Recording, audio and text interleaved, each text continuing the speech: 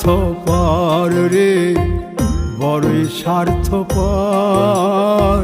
বুকের মাঝে জায়গা দিলে যতন কইরা ভাঙ্গে রে অন্তর। মানুষ বড়ই স্বার্থপর রে, বড়ই স্বার্থপর। বুকের মাঝে জায়গা দিলে যতন কইরা ভাঙ্গে রে অন্তর।